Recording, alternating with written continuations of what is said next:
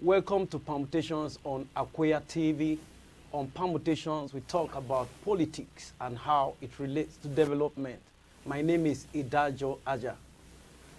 According to INEC's election timetable, proper public campaign for all political parties begin on the 28th of September 2022, just some few weeks from today.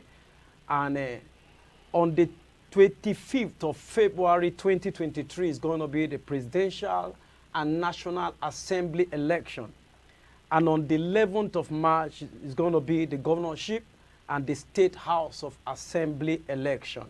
And I'd like you to know that one major qualifier for democracy is a free, fair, and credible election. And that is what we are expecting in 2023. Someone has said that you are not doing any favor to anyone by electing good people to represent you, but yourself. That good governance is about sound public policies, rule of law, security of lives and properties, and functional system to provide equal level playing field for all citizens. And so you are the one who holds the power to change what you don't like, and that can be done even now as it is today. Today we have on the set with us in the studio our guest, a media artist and a social activist that we're going to be discussing, focusing more on Benue State politics in Vancouver Ter Allam. You're welcome. Thank you. Welcome our audience. Oh, okay, wow. We're glad to have you with us on Permutations today. Yeah. So to begin with, there are about 4 prominent sons of Benue contending for the seat of governor of Benue State, including Professor Bem Angwe of the New Nigerian People's Party, and we have Honorable Titus Uba of the People's Democratic Party, and then on All Progressive Grand Alliance is Joseph Wire, and All Progressive Congress APC, we have Reverend Father Rev Alia. Among them, Reverend Father Alia and Honorable Titus seems to be on the lips of more people. Father Alia has said through his support group that he will not disappoint Benue people, but will usher in a regime of unprecedented development that will be a clear departure from the usual antics of seasoned politicians who hardly fulfill their campaign promises. So how well do the Benue people know Father Alia? Can they really bank on his word? Yeah, let me once again welcome our audience. The Benue question politically is not a problem. Okay. The problem has always been what to do with the question when the answers are there at home. Okay. So, leadership by right, people are born with leadership qualities. Mm-hmm. Yet people still learn how to be leaders. These are all attributes to leadership. Yeah. However, in this context, I would like to say that Alia is well known, is a very popular figure, okay, but not in politics. Okay. I remember growing up in those times, he used to perform miracles in churches, at the cathedrals when he was heading some of these cathedrals. But in politics, this is the first time that he has vouched into, and he's taken a very high height in politics. So he's not known in politics, but he's known in evangelism, being a Reverend Father. Yeah. But the Benue people always have this kind of politicians around them. Yeah. It's rather unfortunate that we'll not be very lucky with a few of them, I may say. But as I earlier said, leadership is being taught, leadership is being born with. Yeah. Sometimes a leader cannot be all alone together in leadership. Okay. If you have good advisors around you, you will do well. Okay. But even with that, if you have good advisors that is supposed to be advised, it is not open to advices, you will still fail, even if you're a very good leader. Okay. So leadership is a combination of people around the head that's leadership position. So it doesn't matter if Alia is not known in politics or is known. What is important is that what kind of support system do Alia will have? Will the Benue people cooperate with him to lead them? Likewise, Ubah and all of them. Yeah. So it doesn't, nobody has a monopoly of leadership. If the people that you want to govern are ready. Like Ubah has been there. Ubah has always been there, but it's not as a governor. Okay, yeah. You know, the politics of parliament is different from the politics of executive. You can see the separation of executive, the powers of executive, and for instance, being a speaker of House of State Assembly doesn't really need the entire constituency to come together. Once you are able to win your election at your constituency and you come to the House, the election that determines who becomes the speaker is within the House. So it's not as tough as that of the governor. Okay. I remember you have three arms of government: the judiciary, the State Assembly, and the executive, which is supposed to be a separate understanding of what they should do. But most of the time we looked at the governor as much more being the charge of the state, as if it's only him. But Ubah is not very known. This is the first time he's taking that kind of leadership. So, but as I earlier said, there's no guarantee that he will do well or he will do bad. It depends on the cooperation around the people. Okay. Yeah. You know, my fear for Reverend Father Alia is the type of politics that is being perceived to be played among Tiv people, the traditional system whereby power is being rotated from clan to clan or family to family. You know, like in the case of Ubah, the consensus that brought him to become the flag bearer of PDP was a very strong one. For example, the 14 Tiv Local Government, in agreement with all the contestants of all the delegates and the contestants on the platform of PDP agreed and brought him out. According to them, it is their turn or the turn of his clan, that is the Jechira, to be the governor. Are you referring to Alia or you're referring to Ubah? I'm referring to Titus Uba. Okay. Yeah. So from your studies and your investigation, who have the Tiv elders endorsed? Is that what is playing out as far as Ubah is concerned? Or can it be said that Alia is just making noise? The Tiv elders or the Totiv already know who they want to pick as a governor? Okay, let me start from the reverse position. Yeah. With the Totiv. The office of the Totiv has nothing to do with politics. Okay. We have to separate that from politics. Okay.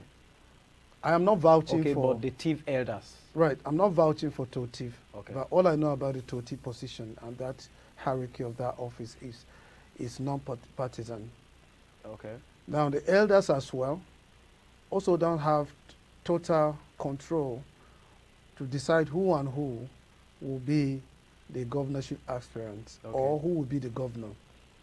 The permutation here is the Tiv people have 5 ruling houses where you have Sankara. Fortunately, that is where I am from. Okay. Then you have Jechira. Then you have Jengba. Yeah. Then you have Minda. Yeah. Then you have Kwande. Yeah. Now, before the advent of modern democracy, it has always been that because they were using that kind of system of governance within the tradition before the advent of modern democracy for fairness, and equity and justice among our people. So the advent of modern democracy has replicated that as well. However, this system of power sharing, it is among the Tiv people. Okay. But the question we will ask is that, is the Benue state just a Tiv state? Yeah. that they decide to create how power will be shared. That is one thing that comes to mind. Right, because you have the Domans, you have the Akweyas, you have the Dilos, you have all sorts of people, I mean, different tribes. Yeah. But we don't discuss these things. So if truly we want to share powers in fairness and equity and justice, the Jechira thing could have been extended to other tribes too.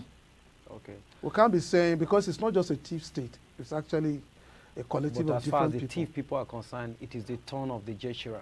Yeah, so I want to make known that this is not supposed to be. But if you the politics of Tiv, as you've asked, this is the way we'll be sharing power. So it has been moved to Jechira right now.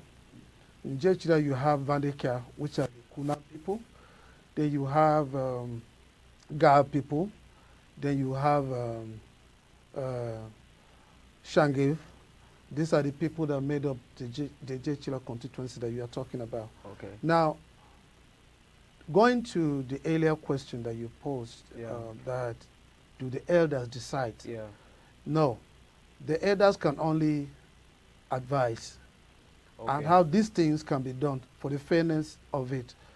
So the two parties saw it that it was only good for them to zone the governorship to Jechira. Okay. So that if any other person is coming out from any other side of the ruling houses, will be seen as going against the will of the elders or the will of the tradition. Okay. You know, anybody can contest from anywhere, but it's the result that will determine whether the people have agreed with you or not. But right now we have the two parties zoned to Jechira, where Ubah is from, where Alia is from. Okay, Alia is also from Jechira? In fact, they are from Vandeka. They are Kuna people. Okay. You know, it's not just Jechira. They are from the same immediate constituency. The same block. Same block, the same local government. Okay.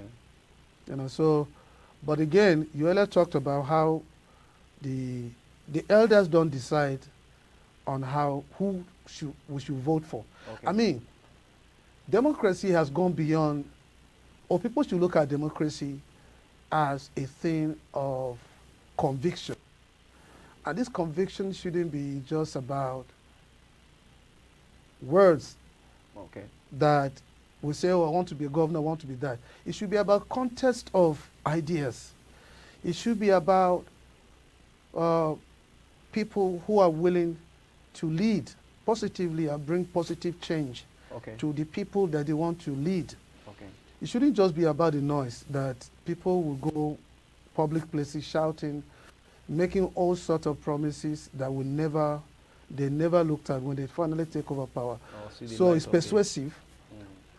People should look at politics in that manner. And we, the citizens as well, should be able to hold them accountable when they finally get to leadership position. It's okay. Yeah. We'll go for a short break and we'll be right back. Stay with us.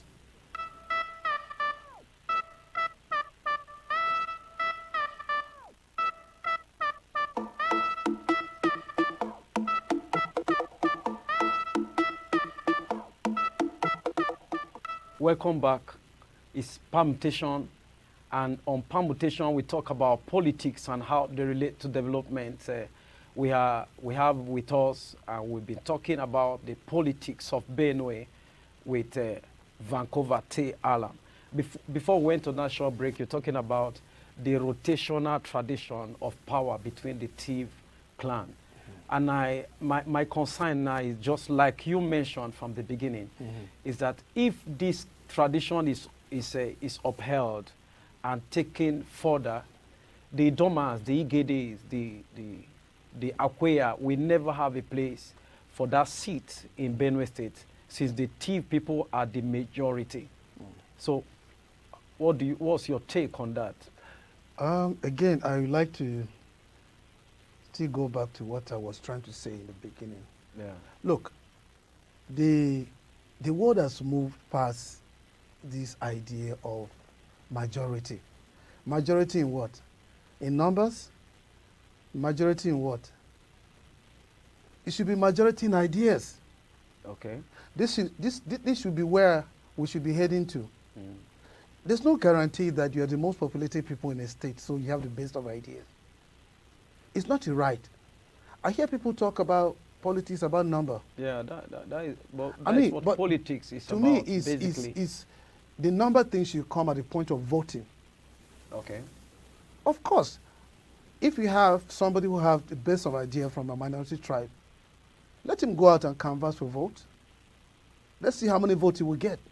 It shouldn't be about because you are from a minority tribe or you are from a majority tribe. That is your right. So will they ever have a place? Time is coming, and the time is now. Okay. So many people are questioning, including me. It's questioning this kind of leadership style or this kind of democracy. Let me tell you, you could have somebody who is from maybe an Akweya tribe, Okay. or somebody from a Chilo with the best of ideas that can deliver the state from this predicament that we are.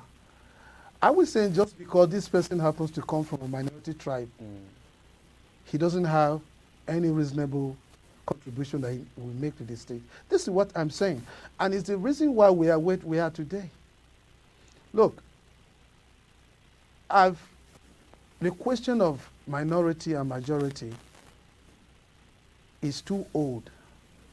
It's So an old style of politics. If you have your way as a person, you will want one of these tribes to come up as the governor of Benue State? Of course, the tribes as well, some of these minority tribes in Benue Or one as of well these doesn't- languages? Yeah, some of them as well don't have that courage or that confidence to Okay. speak out or even come out. A lot of time I see them, I mean, you can't go complaining that, oh, because I'm from minority, so it doesn't matter whether I contest or not, they will not be given to me. You need to make a push. You need to make a push. When you make a push, you will see whether people will react. But also, it depends on how strong you are in your beliefs, Okay. right? So, minority thing or majority thing, to me, it doesn't really count anymore. Okay. So now, you know, our major concern on permutation is development. Right. Someone have said that with the deplorable state of Benue State, in fact, it was even an Igbo man who was born and brought up in Benue State that was making that statement.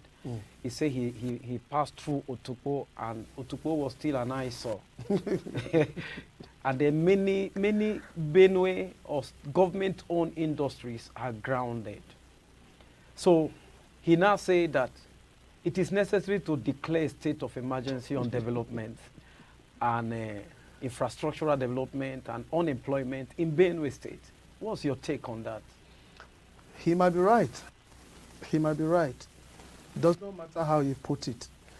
All he's trying to say is that there is a need for the people of Benue to look inward, to take a leave from some other places that are developmental in ideas and even physically. Now, I want to say something that may be strange. You don't just jump into conclusion about issues of sort without knowing how it happens. The founders of the state, the Apericles, Baba Dangla and the rest of them, these are seasoned politicians, or these were seasoned politicians. Okay. What was that thing that prompted them to fight to have a state called Benue in 1976?